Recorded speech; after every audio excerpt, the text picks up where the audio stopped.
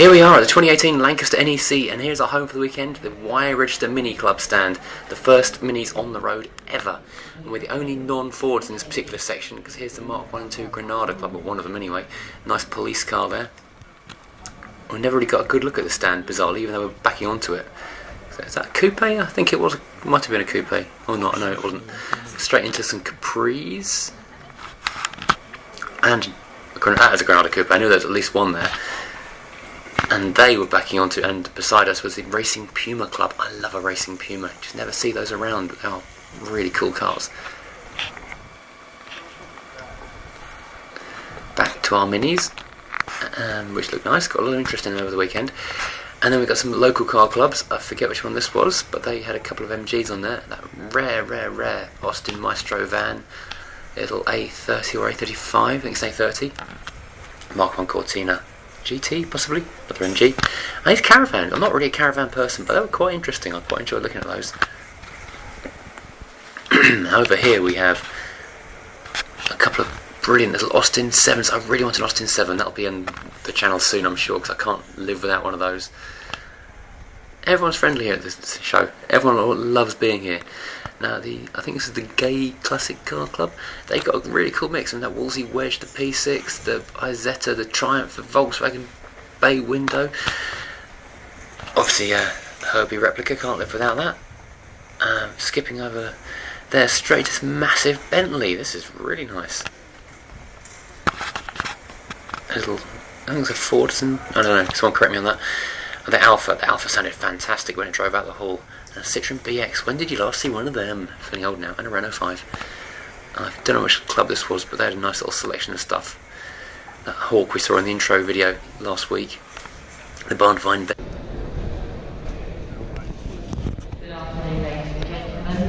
The Metro rally car is fantastic. Just mad variety of things. No, there was an awful lot of Austin Rover stuff lurking around the place. MGs, Rovers.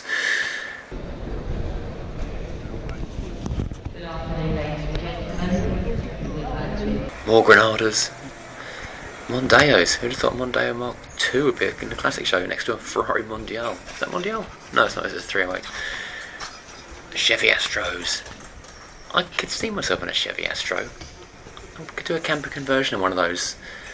Or a GMC or a Dodge of some kind. Now this is cool. Surprise! Mid-engine V8 in the middle of a little Ford Thames van.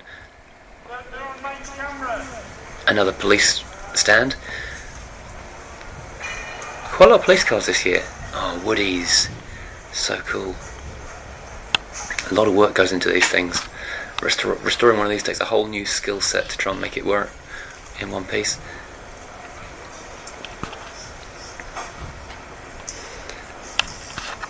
I'm not going to call anything an ordinary classic because everything's a bit different and a bit special.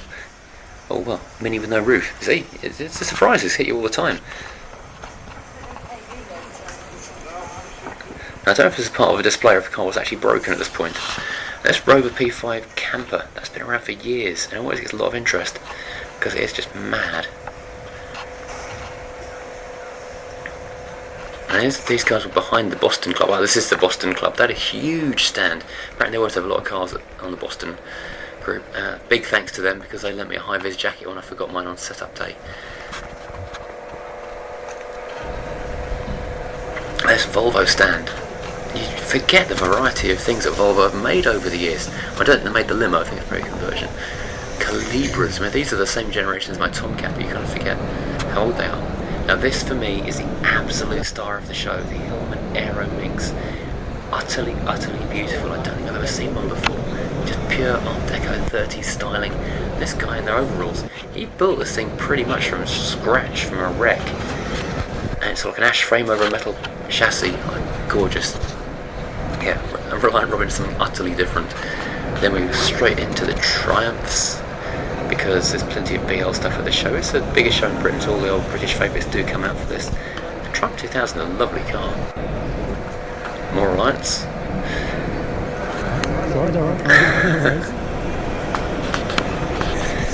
That's the old brands that people kind of forget. I mean, Reliance gone, the Standard gone as well. Nice car standards. Became a Triumph, didn't they?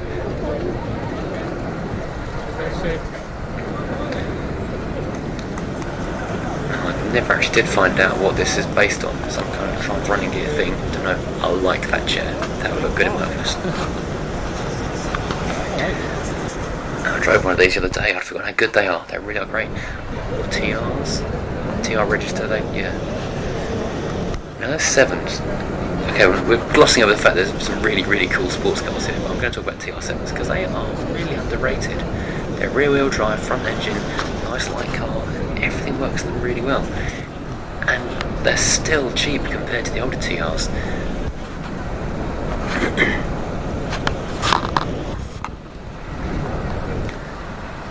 Wow, this is a very, very 1980s conversion.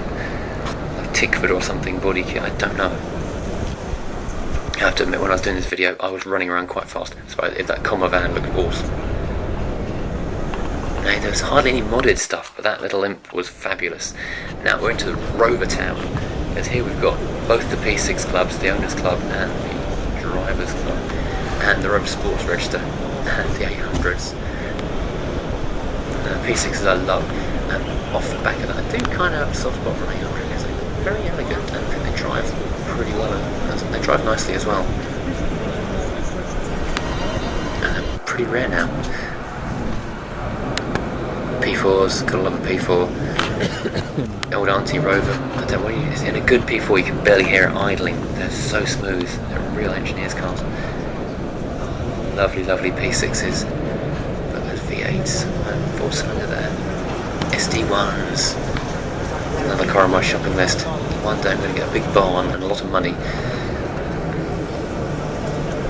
And this SD1, the police SD1, has taken a mammoth restoration. It's on Retro Ride, you can't go and seek it out. And be in a magazine soon as well.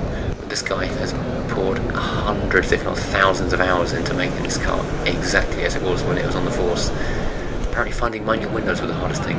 Ooh, 200 GTI. Very rare beast now. Rover Sports Register, they had a bit of everything here. Series 1 Land Rover. Another one for my barn. Pretty old car. Stupidly valuable now, considering how basic it is. Nice Mini. It's got like a race spec thing. Carbon roof, stripped interior. Moggies. You should never undervalue a Morris Minor because they are fabulous little things. They really are cool to drive. And loads of feedback. You can really enjoy one of those. This one's gone completely to... I think it's iDriver Classic on Instagram, that particular car. Slightly new looking Porsche there. Well, that might be older than it looks, I don't know. Austin Big Sixes. That pickup truck was a bit of a surprise because he didn't know it was going to be a pickup as he walked in it from the front. There can't be many of those left. I reckon he gets a bit of TV and film work.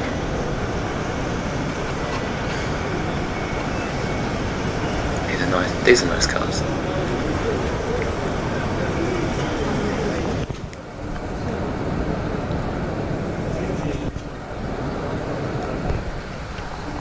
A lot of interest in them. Austin 7s. Oh, I need an Austin 7. These are hilarious and terrifying in equal measure because everything works in them exactly as it should if you get a good one, but nothing goes where you expect it to really plan ahead with those. I'm not sure how I feel about these little Nash Metropolitans. They're huge fun, but it's kind of daft. I don't know if I'd want one or not. I do like them though. Oh, RS200, I do want one of these. And Citroen DS, that's another on the shopping list. Maserati of some kind. This is an engine building company's stand. They also had that delicious Alfa Romeo next to it, which I spent too long looking at the engine of.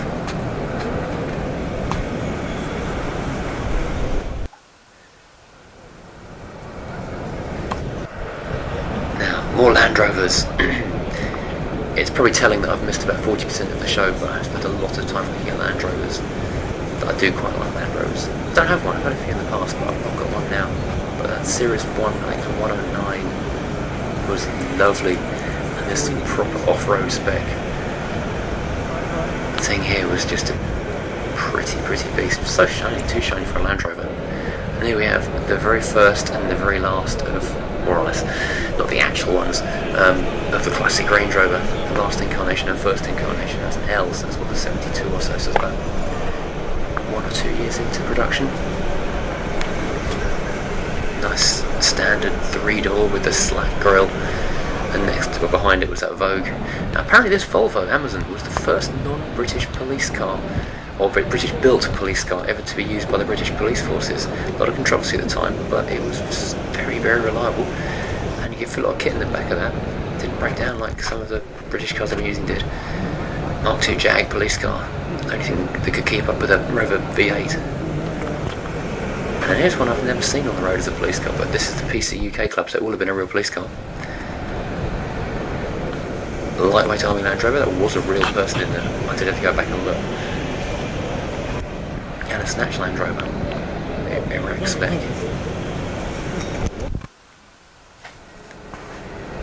And check out the gear on this thing. It has got so many details, so many bits and pieces. It's amazing how I managed to find all the bits to get back onto it. And this is so basic compared to it. Damn, that's a pink Porsche. And that is a Porsche tractor. I've no need for a tractor, but I've a strange hankering for one. One of these little Porsche ones, maybe a little Massey Ferguson. You can't have a classic car show without a ready time, can you? I think it's the law. This is Twyford Moor stand. That's beautiful Jacobs on it. They did some great rest of the look. Sussex up now. I believe that's Harry from Twyford Moor chatting to, I hope it's a customer, buying something from him. Make the weekend worthwhile. Look at that wooden leather. This is generations of 911. The Porsche stand was very, very elegant. It was like going to the modern car show when you stepped into the Porsche area. I don't know if they deliberately kept cars all in the same colour, had them painted in the same colour, if there's one collection. I need about 4 more days at the NEC to actually find answers to every question I've got. There are many Porsches, and this isn't a Porsche stand, there are just lots of Porsches around here. This is what a good Porsche 911 shell looks like. Most of the ones you're going to find for under 100,000 are going to be perforated. Good on one side, going to be good on the other side. I'm guessing this was a restoration company. I was just running around at this point, not really paying attention. I think it's probably a 912 actually, on the Fulham James stand. I could probably have found that out. Now we have the Maguire's stand. I mean, these guys do polish, so everything on here is unbelievably shiny. There's beautiful cars. I don't think I've even recorded pictures of half of them, but that Merc was glorious, and that Model A pickup truck, I passed it on the motorway home. He became my new hero. He was doing about 70 on the M40 with a sat-nav gums to his windscreen. That is just fabulous, nice flathead. I forget what I got different, I think. Offenhauser flatheads, I can't remember. Now we get into the expensive fancy stuff in Hall 1. Maseratis. Many, many Maseratis.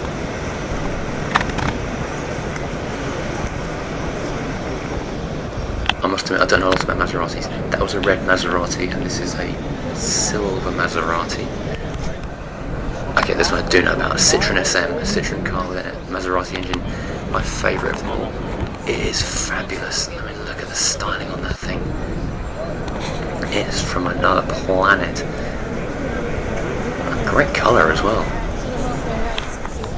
And that interior, it's totally Citroen. These are really nice cars to be in. Okay, that one's quite nice. I'll give you that. That's a nice Maserati. It's not 3,200, is it? I'm sure someone will know. This says what it is. It is a Mexico 4.7 Tipo 112. America. I know what America is because Top Gear destroyed one. Interesting colour. Not a bad looking car. Now this is an interesting, that's an American built, a Springfield I think it is, built Rolls Royce.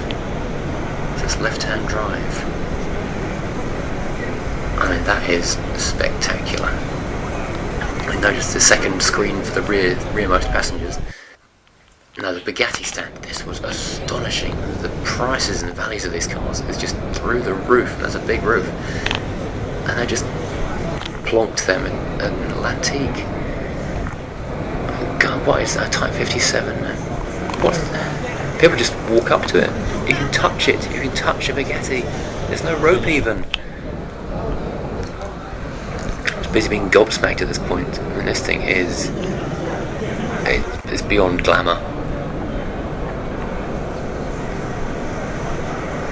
And these are just the most amazing things. And ironically, considering they're the most elite cars on the planet, they're also one of the most welcoming clubs as well. I've had very nice chats with the people on the Bugatti stand in the past. They always have just the most jaw-dropping cars, and they're the most friendly people. They had a Bugatti pedal cars last year, I think. Okay, here's my true spiritual home, the Alphas. Oh, just look at that. A Junior Zagato. Now, if you crack one of those fronts, you're in trouble. This is a Resto Mod Spider. Marmite colour. I kind of like it, and those wheels I do think look very, very good on that. I'd have taken that home. And obviously the new one, modern classic, definitely modern classic. I mean, look at that engine. Look at that V8. Oh, that is nice.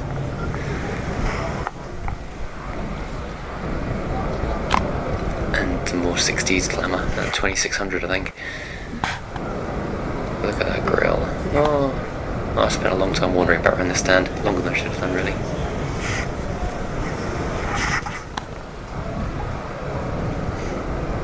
And these old Julias really are wolves in sheep's clothing, because they don't look massively special, but they really do handle. And the Sud, this is one of the best handling little front drive cars. That Boxer engine is fantastic. I did have a 33, the Boxer, and it really just bought it to have the Boxer in it, and have one for a while, but it was okay. That was very alpha, that one, very reliable. Where are we now? We are on the Alvis stand. Now these guys were really friendly. They were really, really, really passionate about their cars. Wanted to share the joy they had for them. And they're beautiful, beautiful things. Grey Lady, very elegant.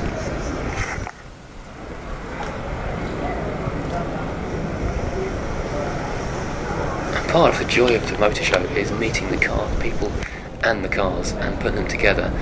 And I've always been kind of into Alvis's in a quiet way, or not only books about them or anything, but I'm quite a fan of the brand. But just chatting to the people and the way they were so happy and to be with the cars made me kind of want one more. And I want to see some big crazy Cadillac V8 or V12 powered monsters in British lightweight bodies. Bristols, I can kind of take or leave a Bristol. People do kind of love them because of the aircraft engineering. They are very clever cars. Some quite nice Jensens. At which point I got sidetracked by Ferraris. And the Dino, I'm a bit of an underdog fan really, and the Dino is my favourite Ferrari. It's just a pretty little car. Don't forget any of the backstory and the whatever else about the thing. It just looks good.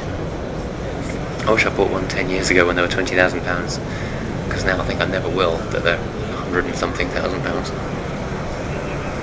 And you spot the irony here that these Ferrari Dinos, 100 grand cars tops, they've got ropes around them, the £1 million Bugattis.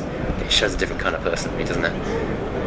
The Mercedes stand, I thought I'd better go and show a bit of interest in Mercedes, as I'm now a dual Mercedes owner. Oh, check out this Grosser even. That is a monster. I have driven one of these things before. It was quite a lot of fun. It was, you're very aware it's a big car. This is probably what my W123 looks like if you take the bodywork off. In fact, it's probably better than my W123 if you take the bodywork off. It's only got a few holes. I think this is where they all go, sir. That's normal. The see-through wings are standard at this point in time. Unless it's been restored already, probably. Nice SL. These are good cars. Get a good SL, they are lovely things. Old 190. Is that 190 Ponton? As I said, when I was doing this video, I was pretty much running around the room to try and get as much as I could in. Still ain't got less than 3/4, I would say. Porsche, front engine Porsches, 924s, 944s. That was a 944 Turbo, I think, the brown one. This might be as well, actually. Oh, sorry, it's a Carrera GT. Check out those blister arches. 2 generations of the first M3, the E36 and the E30. These are high on my list of cars to want when I get that big barn full of money, basically. Aston Martins. Yeah, I spent almost no time on the Aston Martin stand at all. I don't know why. I should have gone back. Just ran out of time. Mustang, kind of a car show with a Mustang. It's like an E-Type, isn't it? E-Types and Mustangs. They're obligatory. I think they stay in the hall all year. Obviously a bullet wrap. Lotuses. I love this 90s version of the Elan, and the original one, of course. The original one drives better. The newer one's more comfortable to be in. Ian Bond spec on there. Jags. I've forgotten my wallet. More Mercedes. This is the for sale section. You can buy everything in this field if you've got a bucket of cash. Aston Series 3 E-Type. Another E-Type. Corvette, so that's C3. Stingray. Mini. I didn't look how much the Mini was, it's depressing. Oh yeah, go back to the Corvette because yeah, I like Corvettes. But what's actually catching my eye here is this de Dion Bouton vis-a-vis. I think it was 1909 perhaps. I had to look at the sign.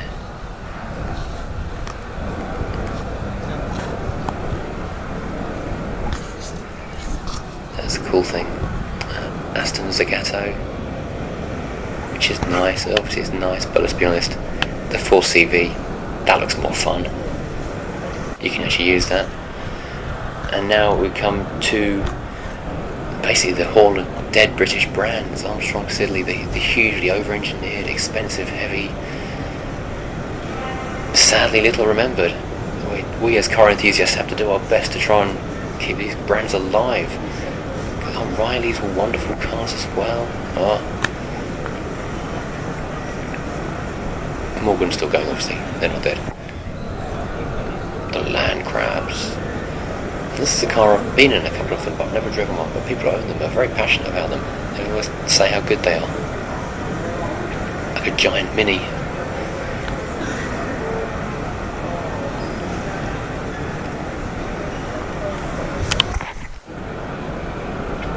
Here we go, some Morris commercials. The commercials are quite fun, really. I don't know what I'd do with one if I had one. I haven't got to big shows like this, but they're all just so different from what we have today. It's just a real history lesson. Now this caught a lot of attention. It's a Wolsey with a Pinto engine, and I think some other Model A parts in it, possibly. The guy did tell me. But I think every magazine who was at the show paid interest in this, so someone is going to be doing a feature on this before too long. I just don't know who yet. And this was a really nice little Wolsey. Very, very clean. It's almost daily use apparently. And this is the badge engineered Riley Elf / Mini. MGB, today's MGB, and obviously the new MGF. These are quite fun. This car I've seen before. This is a mad twin cam Fiat powered Morris Minor pickup. That would be insane to drive. Morris Minors really lend themselves to being modified, because these are nice, obviously nice standard ones, and then it's a nice grey one that's got an A series with a Shark supercharger in it. Who knows what that goes like, but that's going to be ridiculous fun. I'm guessing it lights the back wheels up in no time at all. Allegros. That appears to be a K series in it, I think. These are becoming weirdly popular now. Maestros, will their day come? And Montegos, MG, they were good cars, the MG Maestro.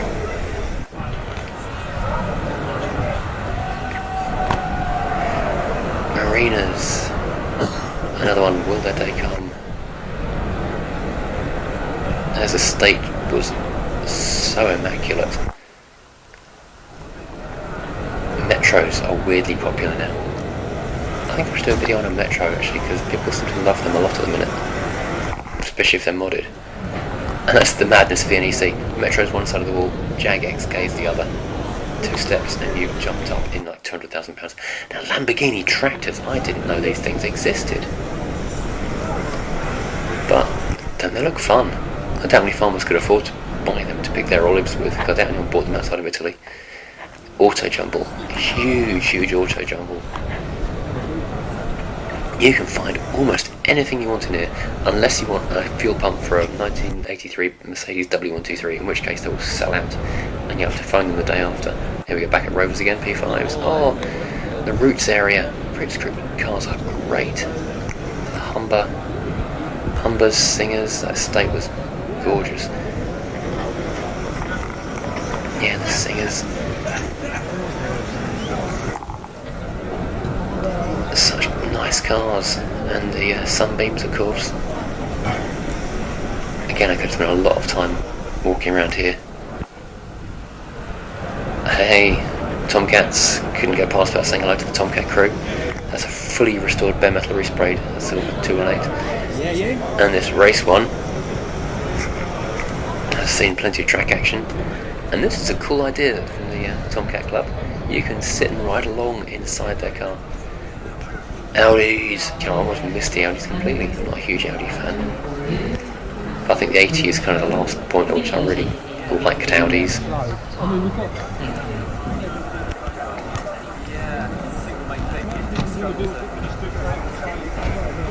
Oh, convertible. I forgot they even did a convertible. Of the Audi 80.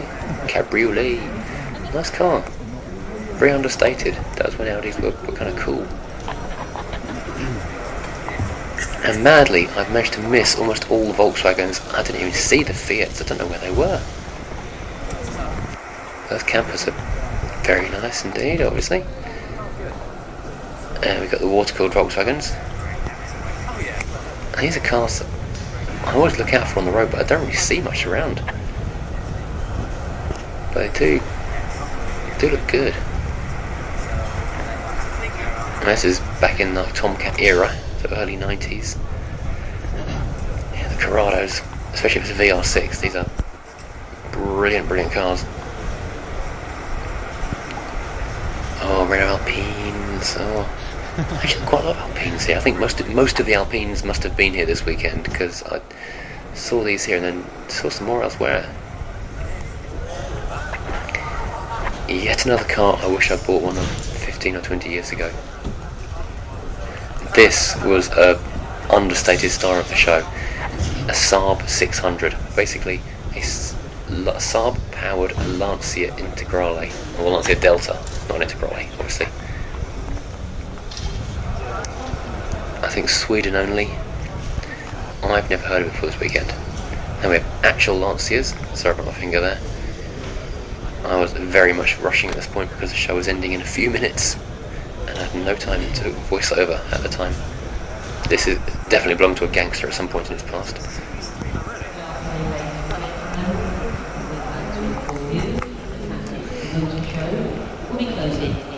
Aha! Would you look at that Renault? And suddenly we're in the world of Fords. Fords as far as the eye can see. The whole show in 4 minutes. So many Fords of different variety. You forget how many there are over the years. Also astonishing how many Ford clubs there are as well.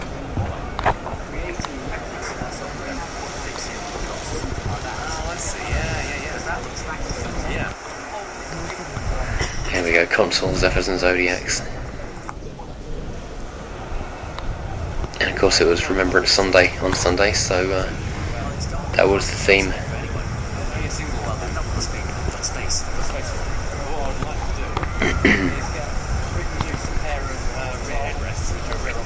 Corvettes. I really wanted to spend more time on the Corvette stand, but I had to get back because Corvette C4 is among my favourite cars.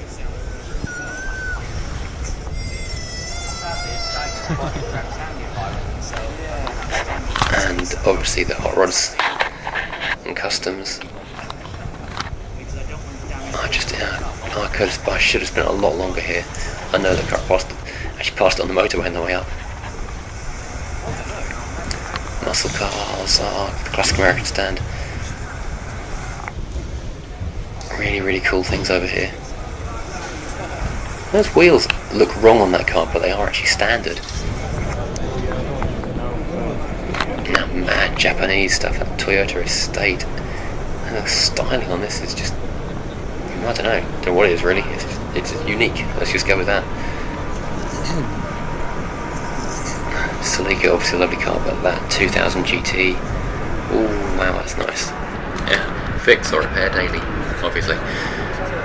Every Ford you can imagine is here. The 30s and 40s stuff. Now Model T, I need to do a Model T video at some point because these are insane. If you've never seen how to drive one of these things, it's mildly terrifying. Anglias, and this Anglia orange one was just nuts. The spec was just too long for this video. And, oh, hang on, go back to that Peugeot. More Corvettes. Oh, Corvette C4. I need a Corvette C4. Maybe I should sell everything I've got and buy a Corvette C4. Check out this mad dimmer kit on this thing.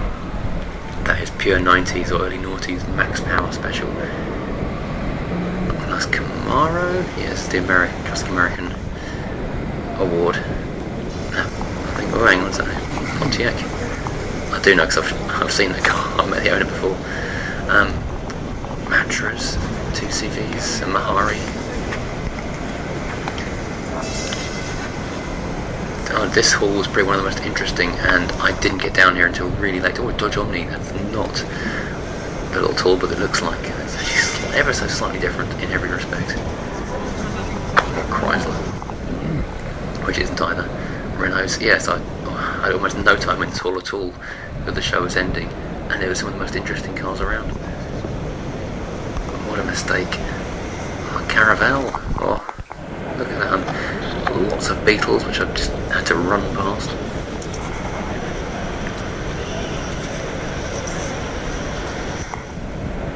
Bulwards. These are lovely off the German, aren't they? I stand to be corrected, of course. Could be Austrian, I don't know. Lovely, lovely cars. Back to the Audis, of which there are many. Not as many as the Fords, of course. So there's an Audi 100. And back home. And here we are, the end of the show. Now I finished the show with happy memories, a lot of nice photos, and the worst cold I've had in years. And the Mini got a lot of love on the day. I'm sorry I missed a few of you who said you were going to come and say hello, but there's too much to see. I hope everyone who came along enjoyed it. Thanks for watching.